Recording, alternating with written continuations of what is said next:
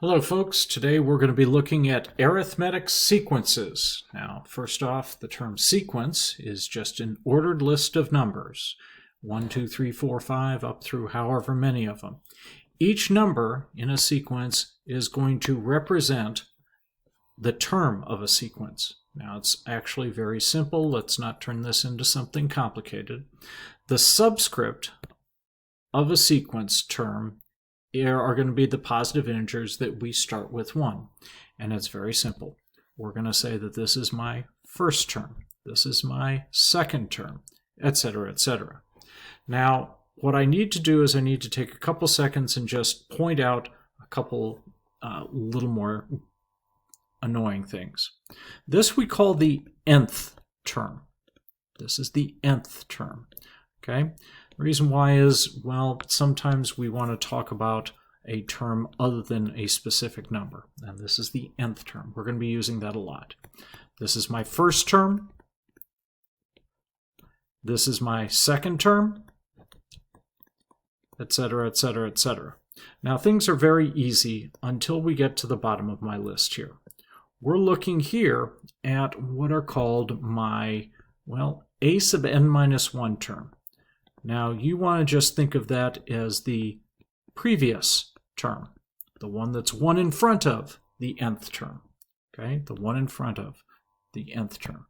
We also want to talk about a sub n plus 1. We refer to that as my next term,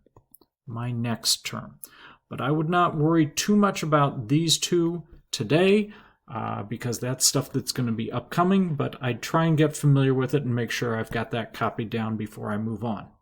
Next, let's take a look at the definition of an arithmetic sequence.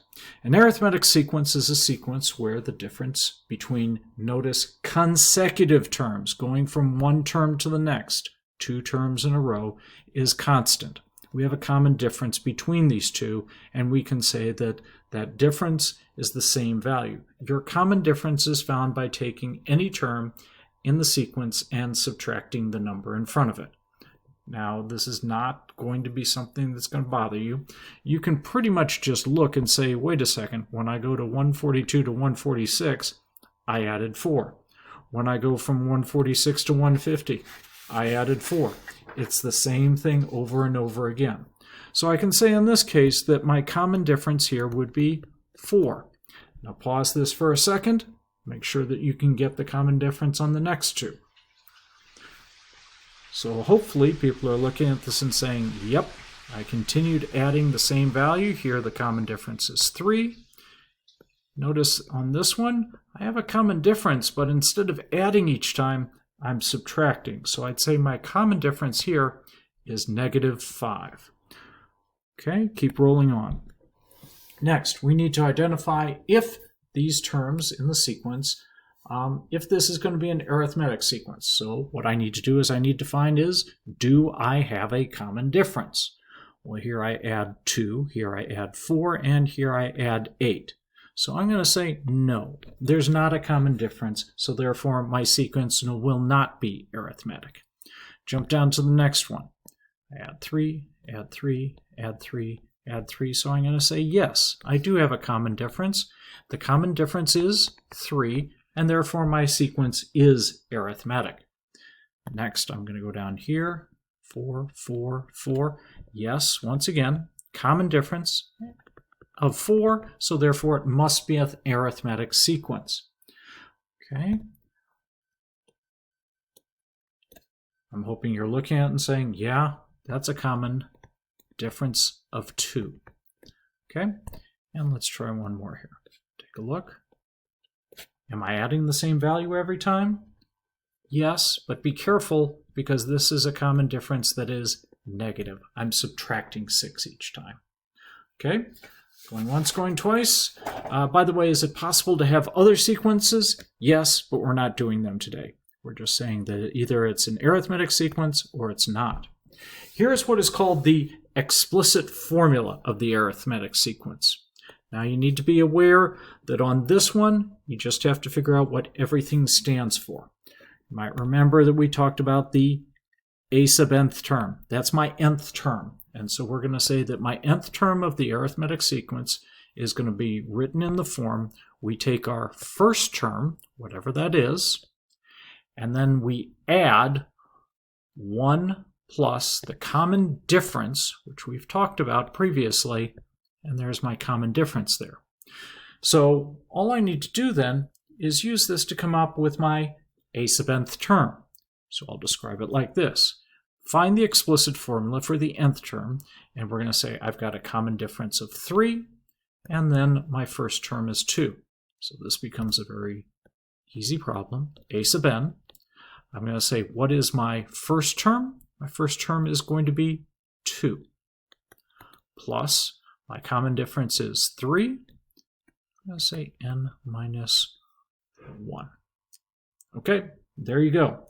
Now, technically speaking, what I can do is I can distribute these and get myself down to something that's a little bit neater, and I can say that's going to be 3n minus 1. Now, some of the standardized tests will want you to go that far. I'm not sure if MathXL expects you to, but it's not that complicated. Next, given the following sequence, let's see if we can find the 35th term. Now don't worry, we're just going to use the same technique. We're going to say that a sub n equals my first term, which I can identify as being 5, plus, what is the common difference between these two? Well, let's notice. 3, 3, 3. Yep, so I'm looking at 3 times n minus 1.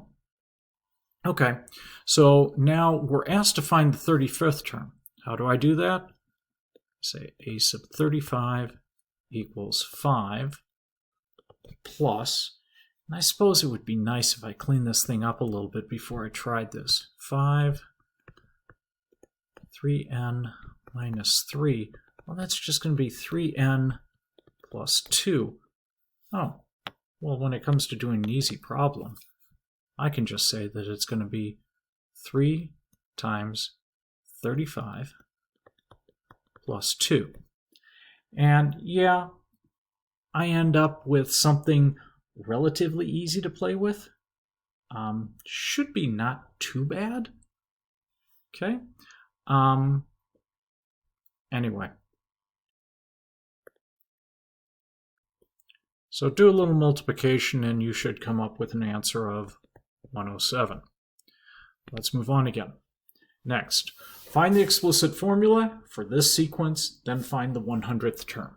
Now, let's start with the basics. Do I have a common value here? Well, that looks like 5, 5, and 5, so I have a common difference of 5.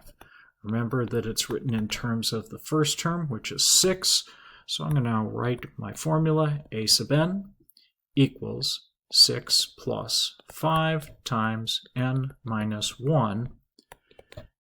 And I think I'll distribute just because I want my life to be easier here. And so I'm looking at 5n plus 1. Now, okay, then to find the 100th term, I can either say it's going to be 6 plus 5 times 100 minus 1, or I could go over here and just say 5 times 100 plus 1. Well, that's going to get me 501, and I can figure that out. So will this here, but it's going to mean a little more work. So sometimes simplifying will be worth your time and your energy. Please take a second and see if you can figure out what this next one is. Go ahead and pause it if you need to. Okay, so here we go. My common difference in this case is going to be -3. My initial term is going to be 3. So I'm ready to set myself up with my explicit formula for a sub n. A sub n is 3 plus a -3 times n minus 1. Again, choosing to simplify it because my life will be easier if I do that. I'm looking at -3n plus 6. And now I'm asked to find the 46th term. The 46th term is just going to be -3 times 46 plus 6. All right, I'll go ahead and take out my calculator for a second. I'm going to say negative 3 times 46 plus 6, and I'm looking at negative 132. Okay, so far so good. Please take a look at this one. Slightly different version of what we're messing with here. In this case, what we've got is we're trying to find the second and third terms of the sequence. How do I go about doing that? I'm hoping that people, when they look at this one, are able to identify fairly quickly that you have a gap in between these two here. Figure out what that is and see where we get to. You can see that we've decreased by 18 here. But the problem is I did it in one jump. Here, they're decreasing it here, here, and here. So what I've got is I've got to split this up into 3 equal sections. So I'm going to say it's 18 divided by 3. So my common difference is going to be negative 6. So I'm going to take 100 minus 6, which is going to get me 94. 94 minus 6 is going to get me 88. And 88 minus 6 is going to get me 82. Now, I can now take the information to say that a sub n equals, my first term is 100, my common difference is negative 6, n minus 1. Okay, try the same thing down below. We do it the exact same way. We're just going to look at this one and say, this time, my common difference is 45.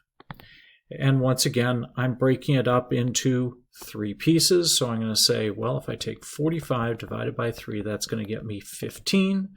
So once again, I'm going to be looking at a sub n equals 80 plus 15 times n minus 1. Okay, next, try this one. And I'm going to say, go ahead and pause, make sure you get this copied down because this one's going to run kind of fast. Okay, the first thing I'm going to do is it says my 13th term is 65, so a sub 13 equals 65. I also know that my 4th term, a sub 4, equals 20.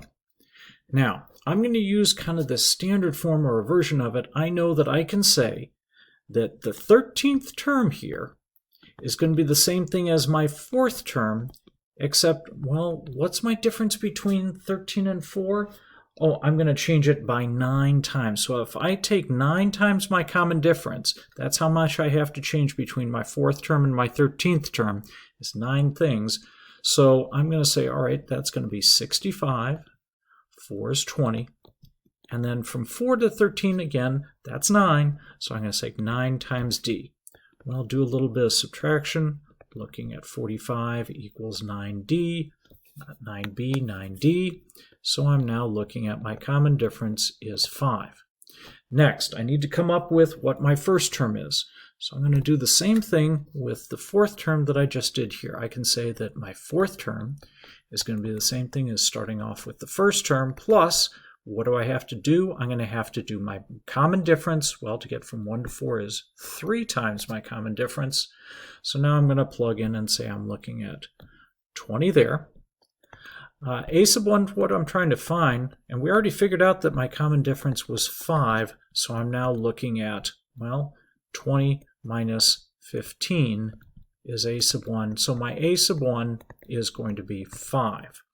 So writing the a sub nth term is easy. A sub n equals 5 plus 5 times n minus 1. I clean that up very quickly. 5 plus 5n minus 5, which means it's just 5n. So to find the 30th term, I just need to say 5 times 30, which gets me 150. Okay, for just one more. Okay, I know what the number of seats in row 2 and row 1. Once you've read this problem, it makes sense. So I can say that my common difference to go from row 1 to row 2 is going to be 2. And I can say that a sub n equals, my first row is 14, common difference 2, n minus 1. And all I need to do to find row 13 is I just figure out what 13 is there. When I plug 13 in, I should come up with an answer of 38. All right, out of time. Get to work on Math Excel. Good luck to you folks. Take care. Have fun. Bye-bye.